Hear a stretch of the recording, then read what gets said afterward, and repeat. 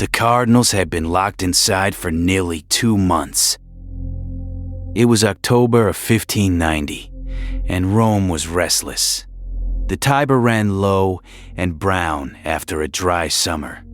The streets outside the Sistine Chapel still held the last warmth of the season, but the nights were turning cold.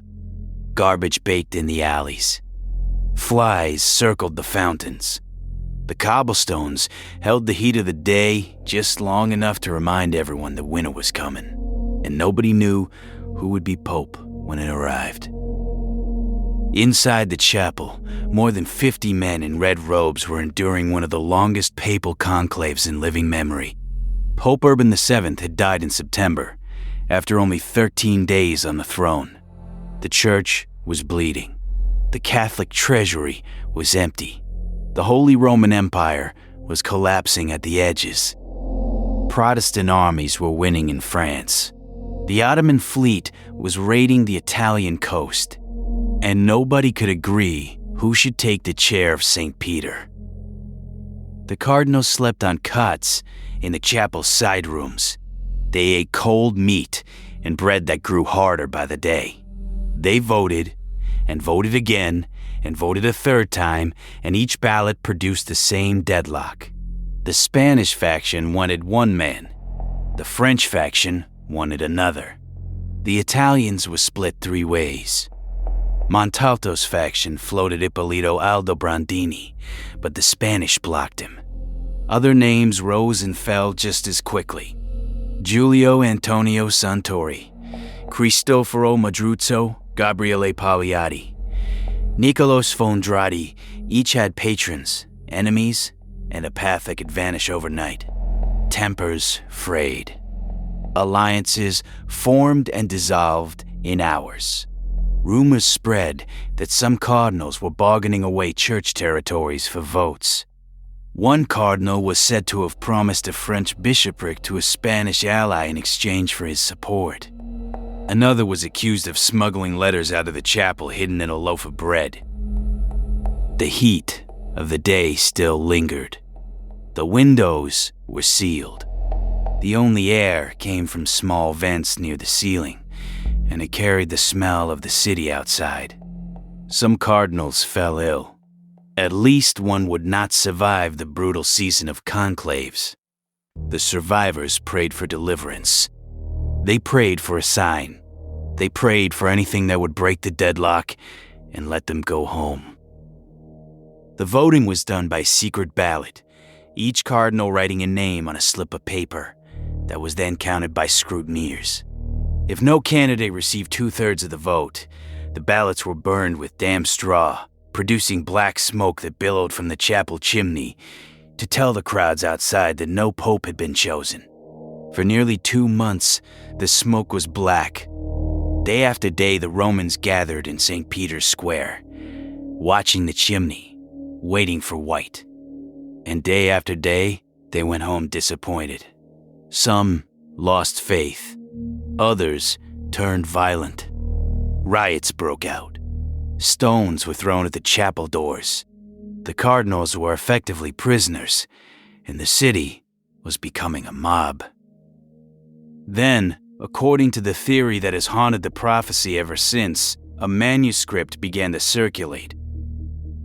It was only a few pages, written in crabbed Latin, attributed to an Irish archbishop who had visited Rome 400 years earlier and supposedly experienced a vision of every future pope. The entries were short, cryptic, and, for anyone who checked, terrifyingly accurate all the way up to the current moment.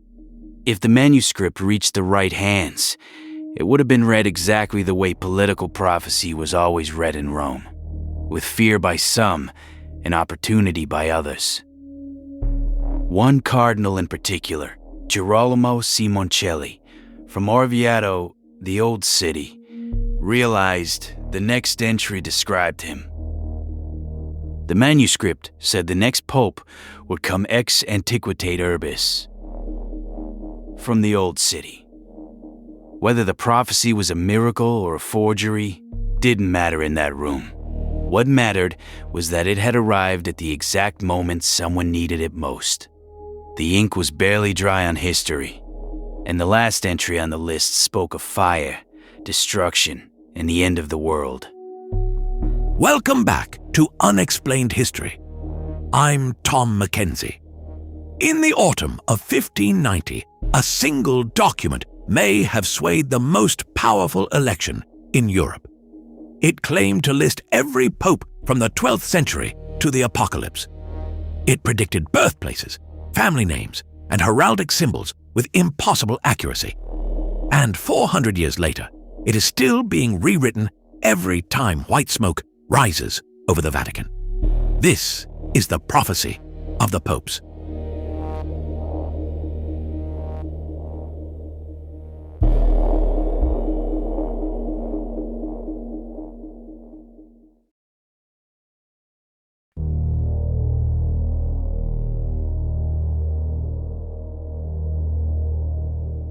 To understand why a prophecy could terrify a room full of princes, you have to understand what Rome had become.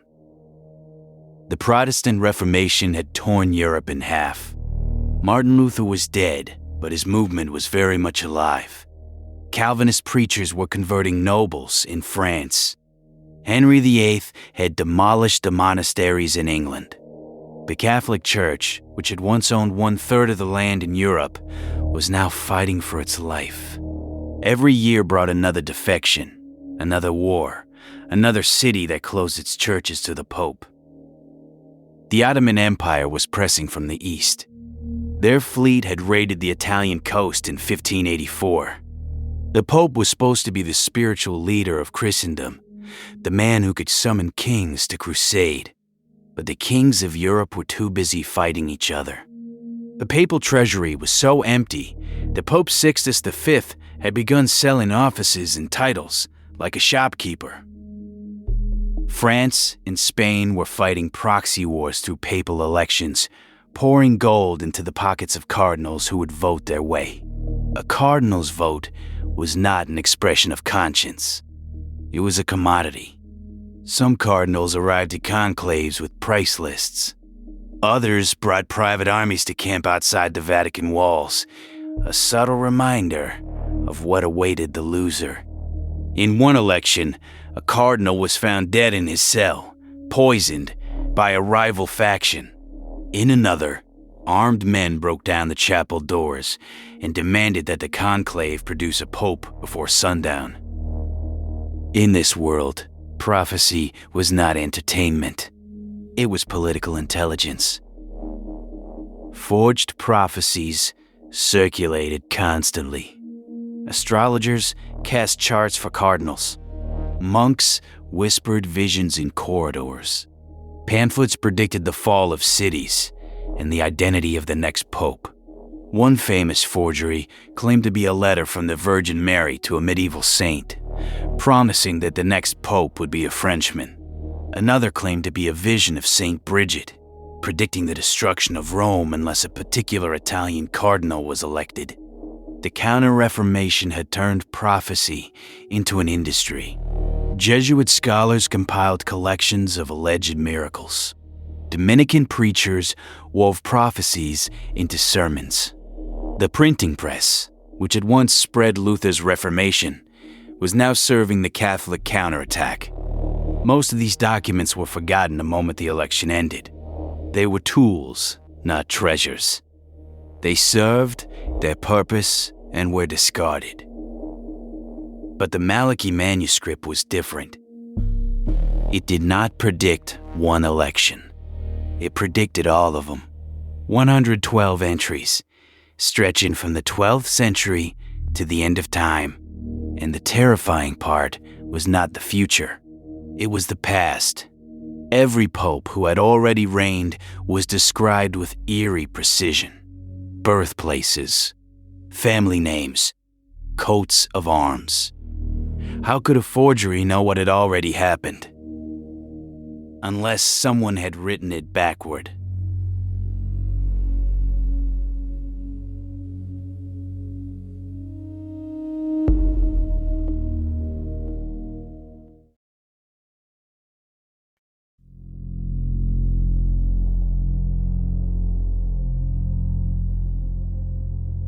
Malachy was born in 1094 in Armagh, in the north of Ireland. His name was Malveach O'Morger.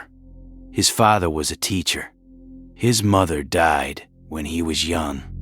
He grew up in a church riddled with simony, the buying and selling of religious offices. Fathers passed bishoprics to sons like farms. Priests kept concubines in rectories and treated parish income as personal property. The Irish church was a marketplace, and holiness was just another commodity.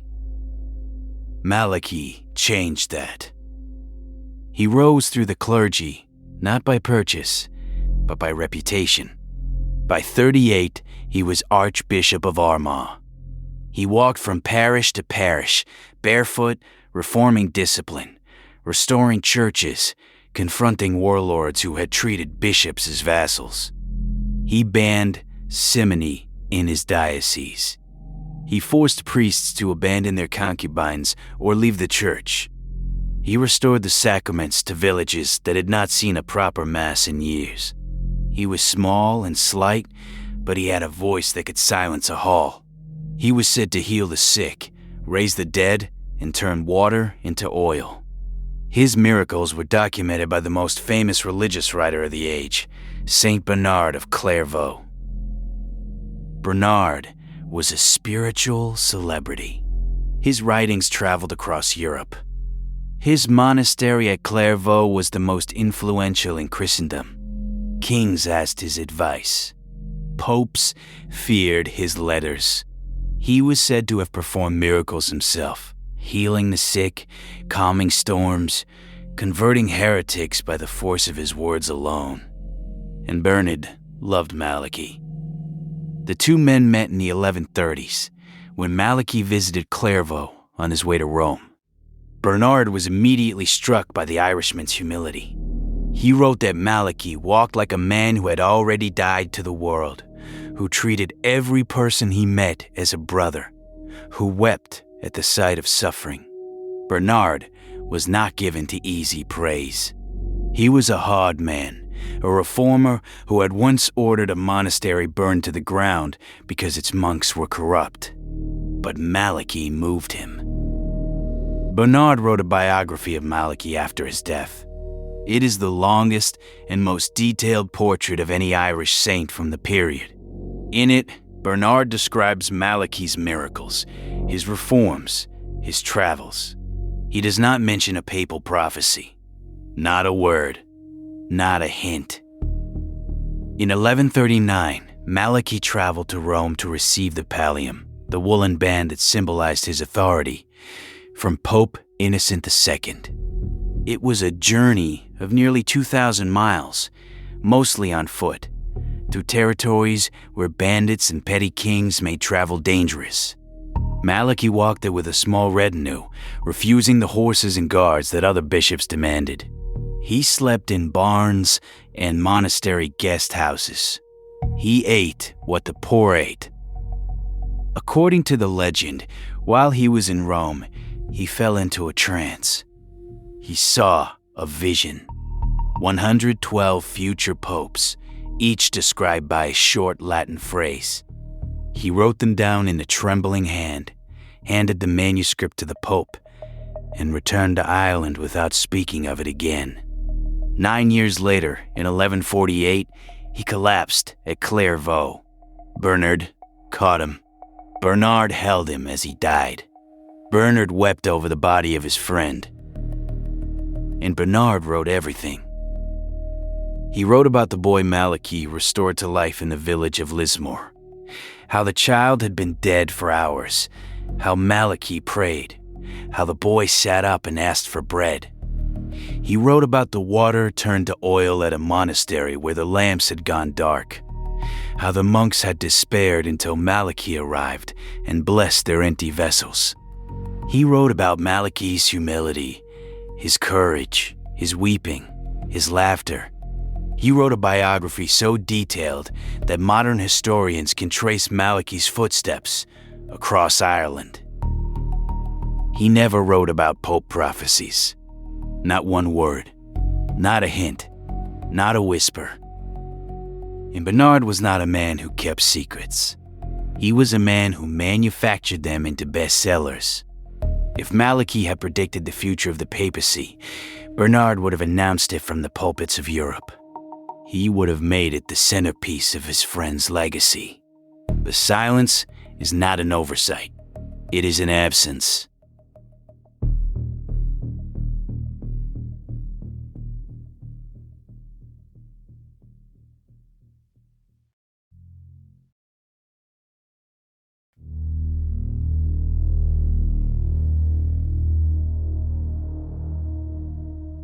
"447 years after Malachy's death, a Benedictine monk named Arnold Vian published a book called Lignum Vitae.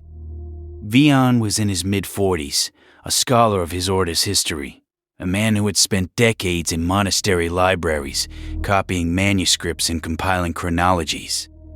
He was not a famous writer. He was not a theologian of note. He was a monk with a patron and a deadline.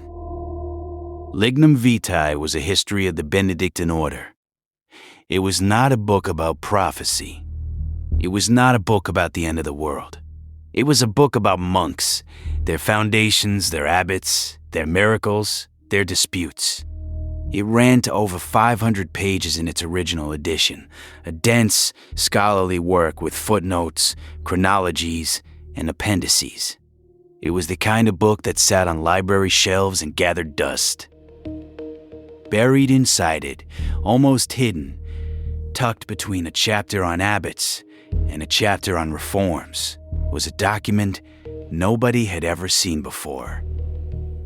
Vian claimed he had found it in what was then commonly called the Vatican's secret archives. He claimed it was the original manuscript of Saint Malachy, preserved for 4 centuries in a locked room that only a few librarians could enter. He reproduced 112 Latin phrases, each one matched to a pope from 1143 onward, and he added short interpretive statements explaining how each phrase fit its pope. The problem was that Vian produced no original. He produced no copy. He produced no provenance, no chain of custody, no earlier reference, no witness who had seen the manuscript before him. He did not describe the condition of the pages, the color of the ink, the style of the handwriting. He simply stated that it existed, and the world believed him. Or at least, enough of the world believed him to keep the document alive. But there was something stranger than the missing original. Vian buried the prophecy inside a book about monks.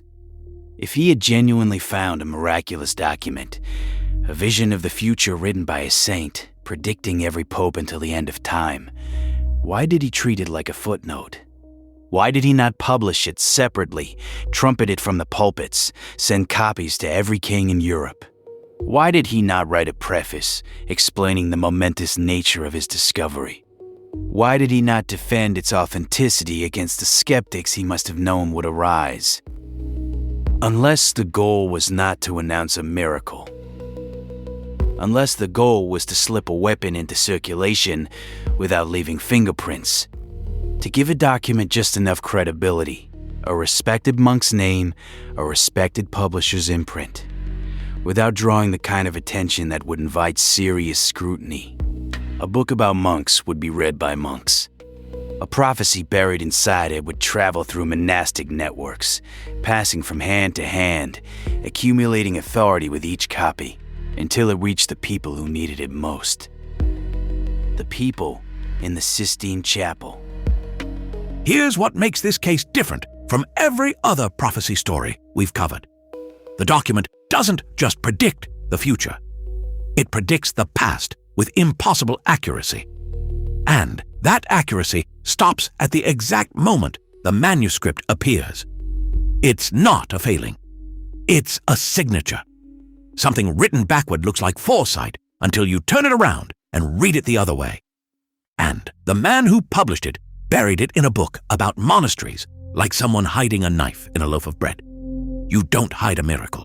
You hide a weapon.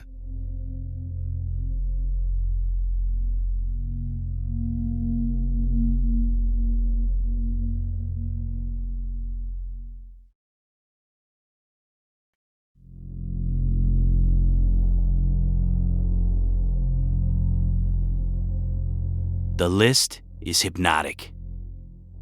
112 short Latin phrases, each one matched to a pope.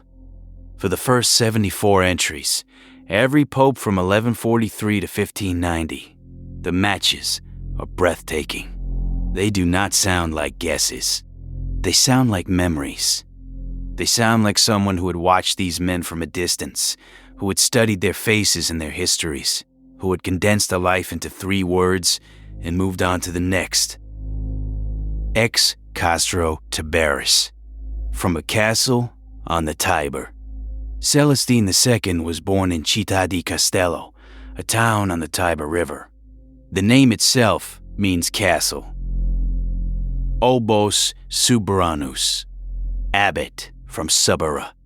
Anastasius IV came from the Subura family, a Roman clan whose name was already ancient when the Caesars ruled. De Rure Albo, from the white countryside. Innocent IV was born in Albenga, the White Land, on the Ligurian coast. Ex Tetro Carcere, from the terrible prison. Later interpreters connected the phrase to stories about Adrian IV's obscure and difficult origins. He was the only Englishman ever to sit on the papal throne. De Suburbicaria, from the suburban diocese. Gregory IX came from a family that held land in the suburbs of Rome. Gallus, the rooster. Callistus II was from a family whose coat of arms featured a rooster. Lux in ostio, light in the doorway. Lucius II's name means light, and he was associated with the Church of Ostia. Zeus in Cribro, hog in a sieve. Sixtus V came from a family whose coat of arms featured a lion holding a sieve, and in Italian heraldry, a hog was sometimes used as a pun on family names.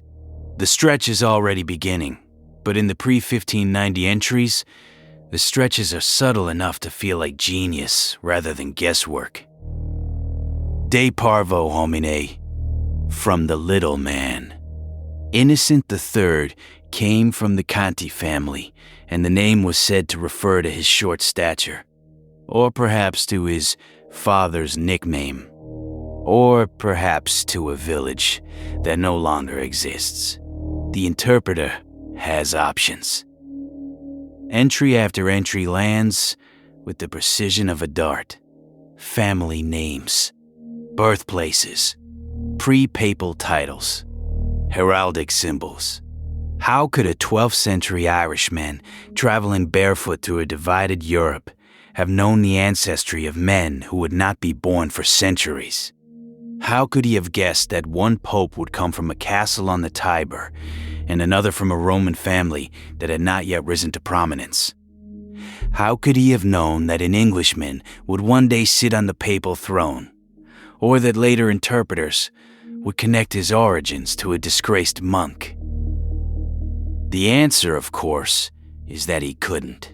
But to a cardinal in 1590, reading this by candlelight in the Sistine Chapel, the question was not whether Malachy was genuine.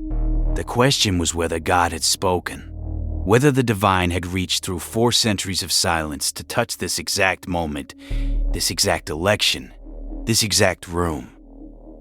And the next entry said the future pope would come from the old city. Cardinal Simoncelli was from Oviedo. The Latin name for Orvieto was Urbe Vedetanum, the old city. His supporters must have felt the hairs rise on their necks. Their man was not just a candidate. He was a prophecy. Not just a choice, but a destiny. In a room where nobody could agree, the manuscript offered certainty. And certainty, in the autumn of 1590, was the most precious commodity in Rome.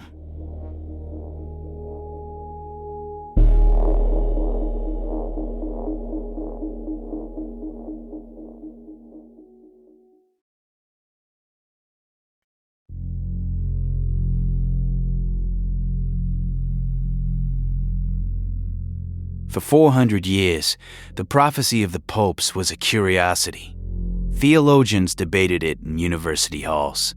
Scholars dismissed it in footnotes. Popes ignored it. Some cardinals kept copies in their private libraries, but the church never endorsed it, never canonized it, never treated it as anything more than a pious legend. Then, on February 11th, 2013, Pope Benedict XVI stood in the Vatican and announced, in Latin, that he was resigning. He was the first pope to step down in nearly 600 years.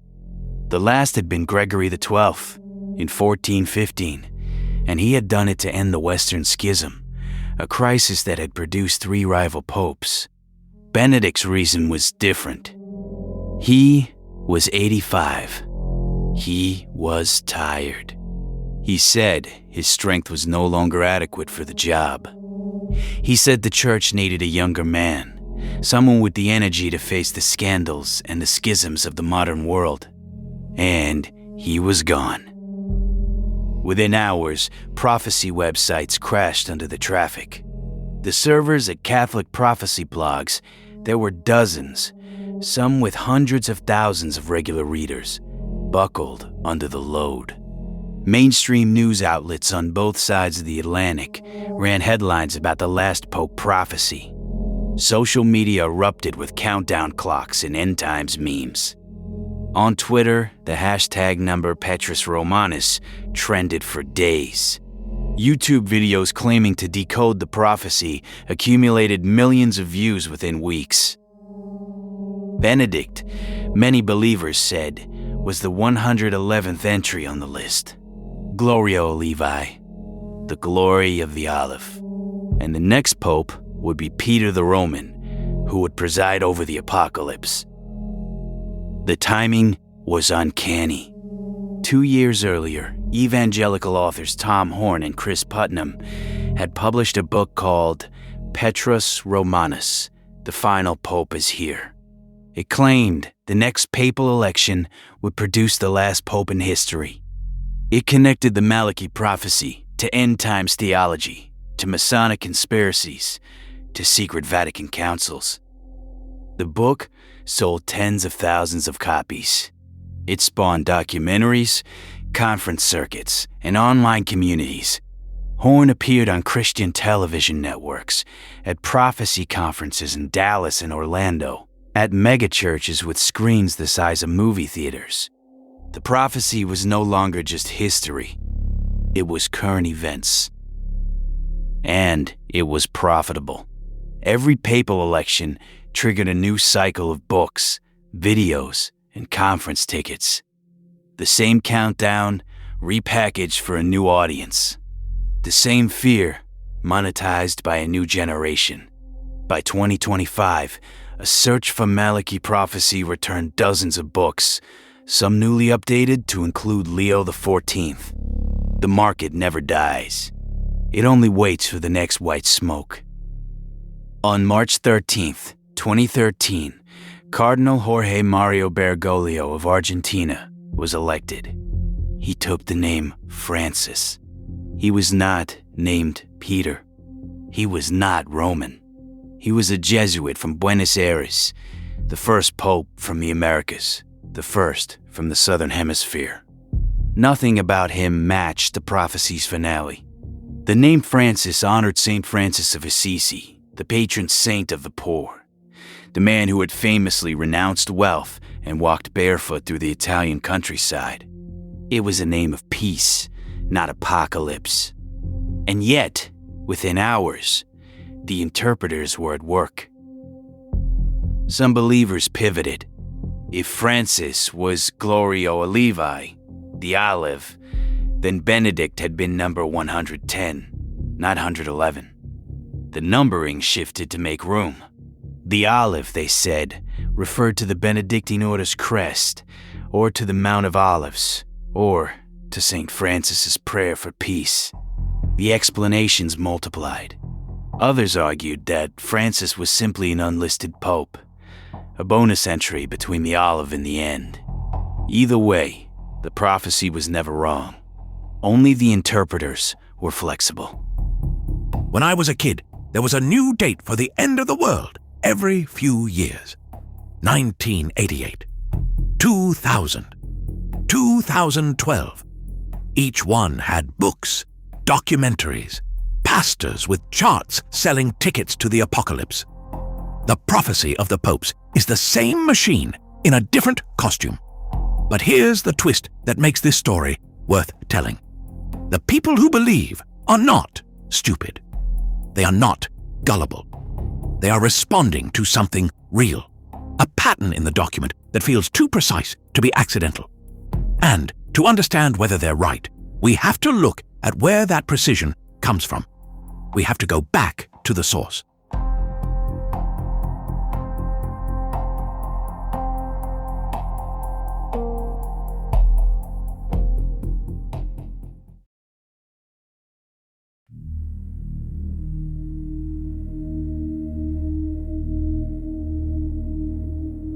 The first crack in the prophecy appeared almost as soon as it was published. In the 1720s, a Spanish Benedictine scholar named Benito Geronimo Feijó y Montenegro set out to examine the Malachy prophecies with the tools of reason. Feijó was not a skeptic by temperament. He was a monk, writing for a Catholic audience, in a Catholic country, under a Catholic king. He had no incentive to demolish a holy document, but he was also honest. And he was rigorous. And what he found was devastating.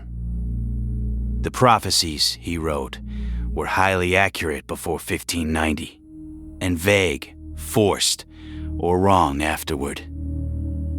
This was not a gradual decay. It was a cliff.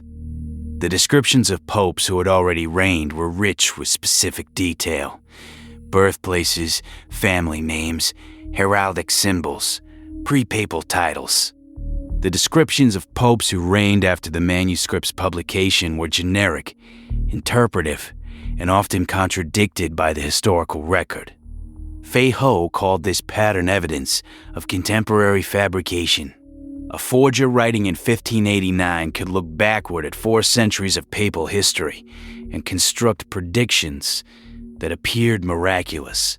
But that same forger could not see into the future. And so the magic stopped at the present. The pattern was so obvious that Feijó wondered why anyone had missed it. He published his analysis in Teatro Critico Universal, a multi-volume work that reached readers across Spain and Latin America. And he was not ignored. His critique became the standard skeptical position, cited by scholars for centuries. But the prophecy survived. It survived because believers did not read Feijó. They read Vian. The real smoking gun arrived 2 centuries later in the work of an Irish Catholic priest named M. J. O'Brien. In 1880, O'Brien published a monograph called An Historical and Critical Account of the So-Called Prophecy of Saint Malachy. He was not a hostile outsider attacking the church. He was a priest, writing from inside the faith, defending his church against a document that made it look foolish. His goal was not to destroy belief. It was to protect it from a forgery. O'Brien's verdict was merciless. The Latin, he wrote, was bad. Not just awkward, but grammatically suspect. The kind of Latin produced by someone who had read the classics but did not think in the language.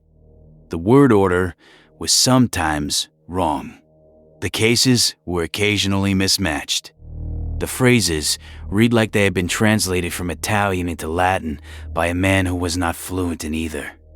The logic was worse. The defenses offered by believers were, in his words, the sorriest trifling. He pointed out that believers would accept any interpretation, no matter how tortured, as long as it preserved the prophecy's reputation. A motto could mean a birthplace, or a coat of arms, or a personality trait, or a historical event, or nothing at all, and each explanation was praised as evidence of the document's supernatural origin. But O'Brien's most devastating finding was historical. He traced the pre-1590 descriptions to a book published in 1557 by the Italian historian Onofrio Panvino. Panvino had written a comprehensive history of the popes, complete with biographical details, family trees, and territorial origins. The match was uncanny, including Panvino's own errors. Where Panvino got a birthplace wrong, the Malachy prophecy repeated the same mistake. Where Panvino used an unusual phrasing, the prophecy echoed it. Where Panvino was confused about a family name, the prophecy shared his confusion. This was not divine foresight. It was plagiarism. Someone had read Panvino's history and worked backward, constructing prophecies that looked like predictions but were actually summaries. The forger had used the best reference book available and turned it into a vision. And then there was the 1587 letter. The earliest known reference to the Malachy prophecies appears not in the 12th century, but in a letter written in 1587. The entourage of Cardinal Giovanni Girolamo Albani interpreted one of the mottos as referring to their master. This places the prophecy's existence in the late 16th century, not the 12th, and before the 1590 conclave. It was already circulating. It was already being used as a political tool. 3 years before Villon published his book, the document was in the hands of cardinals who understood its value. The 17th century French priest Louis Maurery proposed the most damning theory. The prophecy, he wrote, was created by supporters of Cardinal Simoncelli to influence the 1590 conclave. The motto after Urban VII, Ex Antiquitate Urbis, fits Simoncelli perfectly. The manuscript surfaced at the exact moment it could do the most good for one faction and the most harm to the others. Maurery had no proof, but he had the pattern, and the pattern was enough. Whether Simoncelli's supporters wrote it, or whether they simply found it and weaponized it, may never be proven. But the motive is unmistakable. The timing is suspicious, and the pattern of backward accuracy is exactly what a forgery looks like when you hold it up to the light.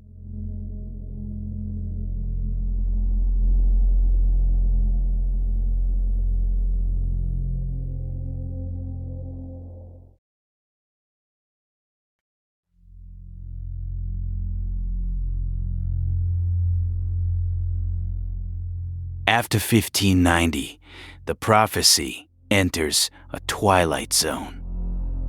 Believers force the Latin phrases onto subsequent popes with increasing desperation. The method is always the same. Take a vague phrase. Find a biographical detail that vaguely resembles it. Declare a match. Repeat. Clement XIII is called Rosa Umbria, the Rose of Umbria. But Clement was not from Umbria. He was from Venice. He had only the most marginal connection to the region, a distant relative who had once owned property there. The match is not precise. It is interpretive. It is a stretch. Benedict XV reigned during World War I. Believers assign him Religio Depopulata, religion destroyed. But the phrase does not describe Benedict. It describes the war around him. The prophecy no longer predicts the man. It predicts the moment after the moment has already happened. Leo XIII is called Lumen in Cielo, light in heaven. This is said to refer to his encyclical on the nature of God as light. But the phrase is so generic that it could apply to any pope who wrote about theology. It is not a prediction. It is a category. Pius XI is called Fides Intrepida, fearless faith. This is praised as a reference to his stand against fascism in Italy. But Pius also signed the Lateran Treaty with Mussolini, giving the church political recognition in exchange for territory. Was his faith fearless or pragmatic? The motto is vague enough to support either reading. Pius XII is called Pastor Angelicus, the angelic shepherd. This is one of the more convincing post-1590 matches. But convincing compared to what? As the skeptical writer Mike Rothschild demonstrated in 2013, a random motto from the post-1590 list can be forced to fit a random U.S. president with equal credibility. Take Rosa Umbrii. Force it onto Abraham Lincoln. The rose becomes the Rose of Sharon, a biblical symbol. Umbria becomes the Umbra, Latin for shadow. And Lincoln lived in the shadow of the Civil War. The method is absurd, but it produces results. The antipope problem destroys whatever numerical credibility remains.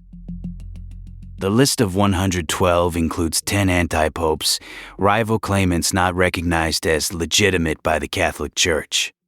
Men like Clement III, who ruled from Rome while the legitimate pope was in exile, or Benedict XIII, who held out in a Spanish castle for years after his rival had been universally recognized. These were real men with real followers, some with substantial armies and territories.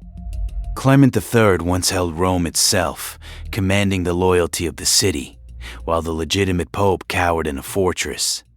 But they were not popes. The church does not count them in its official numbering. And if you remove them from the list, everything shifts. Benedict XVI becomes number 101, not 111. Francis becomes 102, not 112. Leo XIV becomes 103. The imminent end framing collapses. The countdown was never counting what believers thought it was counting. And then there is the olive. Benedict XVI was a member of no olive-related order. He had no personal connection to olives. He chose his name after Benedict of Nursia, the founder of Western monasticism, not because of any botanical symbolism. When Francis was elected, believers pivoted. Francis must be Gloria Olivae because the Benedictine order has olive branches on its crest.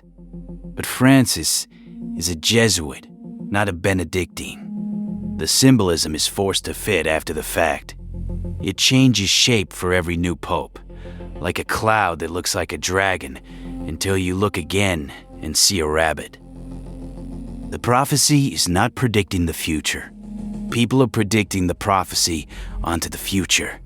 It is a blank canvas that each generation paints to match its own anxieties. I've read a lot of prophecy documents in my career. Nostradamus, the Mayan calendar, the predictions of Edgar Cayce. They all share the same architecture, vague language, flexible numbering, and a final prediction so terrifying that believers will do the interpretive work for free. The prophecy of the popes is not unique because it's accurate. It's unique because it had a 400-year head start on looking accurate. And that head start was manufactured by someone with a history book and a political deadline.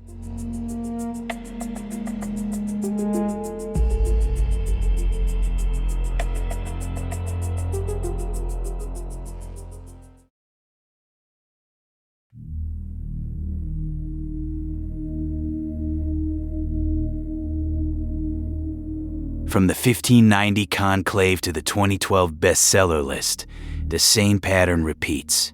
A document written to serve power is repackaged as secret truth. And the people who repackage it are not monks in robes. They are marketers in conference centers. Tom Horn and Chris Putnam are not neutral researchers. They are evangelical authors with a specific theological and commercial agenda. Their book Petrus Romanus was released in 2012, timed perfectly for the 2013 conclave. The marketing was deliberate. The countdown was the product. When Francis was elected instead of Peter the Roman, the product simply pivoted. Francis was the olive. The real Peter was still coming. The prophecy industry depends on this flexibility. Every papal election triggers a new cycle. The authors are not predicting. They are interpreting, after the fact, with full knowledge of the outcome, selecting biographical details that vaguely fit a Latin phrase written 4 centuries ago. It is not scholarship. It is Rorschach testing in a cassock. But the machine is effective because it speaks to a need deeper than theology. It speaks to the human need for narrative closure in a chaotic world. When the news is a flood of disconnected disasters, wars, plagues, financial collapses, the prophecy offers a frame. It converts abstract anxiety into a concrete countdown. It makes history feel like a story with an ending. And human beings will always pay for a good ending. I went to one of these conferences once, years ago. Not for this show, for a magazine assignment. The speaker had a chart. The chart had lines connecting the Malachy prophecies to the Book of Revelation, to the Mayan calendar, to the layout of Washington, D.C. Every connection was drawn in red marker. Every connection was explained with absolute certainty. And when I asked how he knew the connections were real, he said, "Because the Bible says there will be signs for those with eyes to see." That's the trick. The prophecy doesn't have to be true. It just has to be believed by people who are already looking.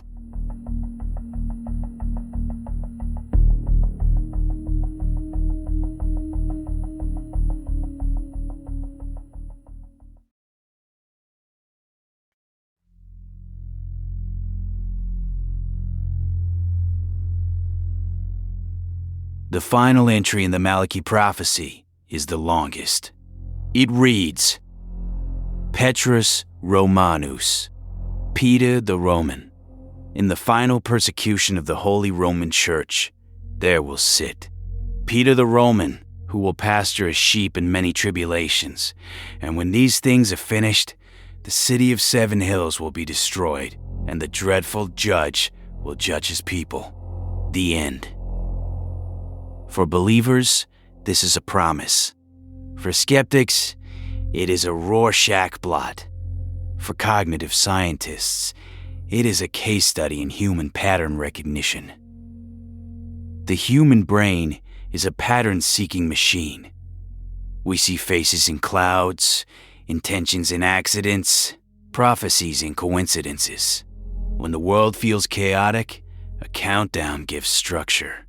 When institutions feel corrupt, a secret manuscript feels like hidden truth.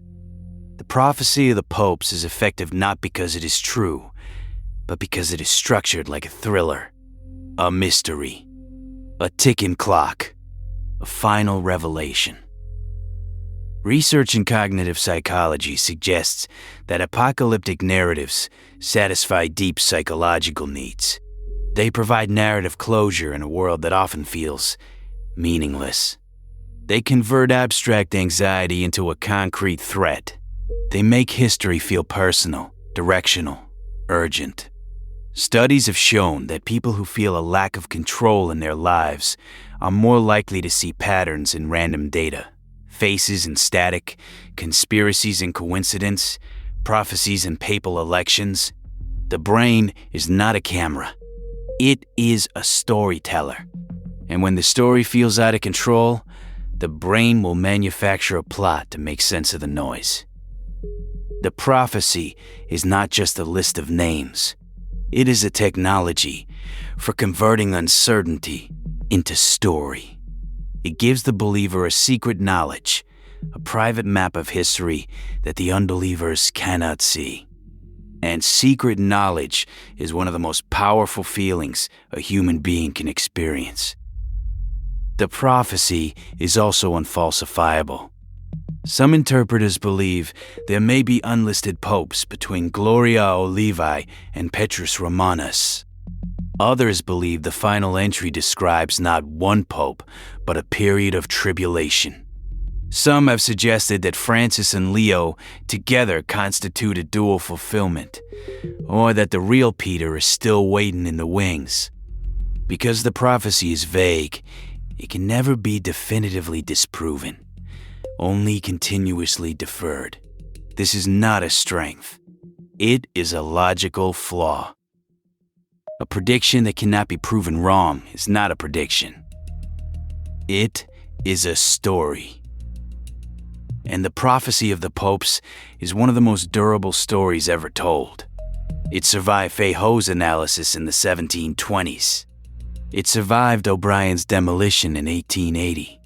It survived 4 centuries of scholarly dismissal because it was never really about the popes. It was about us, about our need to believe that history has an author, that the chaos has a plan, that the end is near enough to make the present matter. The real subject of the prophecy is not the Vatican. It is the human heart. There's a moment in every good mystery where you realize the detective has been looking in the wrong direction. This is that moment. The prophecy of the popes is not a fake because the Latin is bad, though it is. It is not a fake because the matches are forced, though they are. It is a fake because it does exactly what a forgery is designed to do. It arrives at the perfect moment, serves the perfect master, and survives by being just vague enough to never die. The miracle is not that Malachy saw the future. The miracle is that 400 years later, we are still looking for Peter the Roman.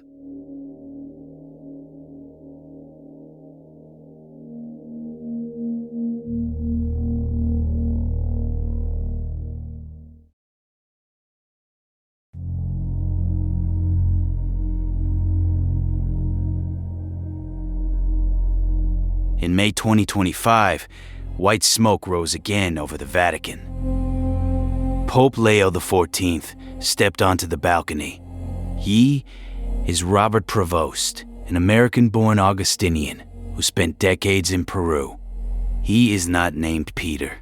He is not Roman. He is the first pope from the United States, a man who served as a missionary and bishop in the mountains far from Rome. The list of 112 names has now been exceeded by the historical papacy, unless, believers say, there can be unlisted popes between the olive and the end. Some have already begun to argue that Francis and Leo are both part of a final sequence, that the real Peter is still coming, that the prophecy was never meant to be a strict numerical countdown, but a spiritual one. The goalposts move. They always move. The countdown resets. The story continues. The Sistine Chapel is empty now, the conclave over. The cardinals have gone home. The streets of Rome no longer stink of garbage and tension. The Tiber runs clean. The tourists have returned. The frescoes on the chapel ceiling, Michelangelo's creation, his Last Judgment, still draw millions of visitors each year. They come to see art. They come to see history. And some of them, standing beneath those painted prophets, wonder if the real prophecy was written not in pigment, but in paper. Not on the ceiling, but in a monk's hand. But somewhere, in a study, or a church basement, or a browser tab, someone is reading the Malachy manuscript and waiting for Peter the Roman. The document written to win one election in 1590 is still winning elections in the human imagination 4 centuries later. It has outlived every pope it named. It will outlive this one too. It will outlive the next one. It will survive as long as there are people who need to believe that history is not a series of accidents, but a script with an ending. And that need, that hunger for meaning in the noise, is older than the papacy itself. It is as old as fear, as old as hope, as old as the human voice telling stories in the dark. The prophecy ends not with an apocalypse, but with a question. Why do we need the end to be near in order to feel that the present matters? Why do we keep wanting the world to end on schedule? Maybe because a scheduled ending is still an ending. And an ending, even a terrifying one, is still a kind of story. And we are the kind of animal that would rather have a bad story than no story at all. We have been telling ourselves the world is ending since the first fire went out in the first cave. And we will keep telling it until the last fire goes out for good. The cardinals in 1590 did not know if the manuscript was true. They only knew what it could do. And 400 years later, that is still the only thing that matters.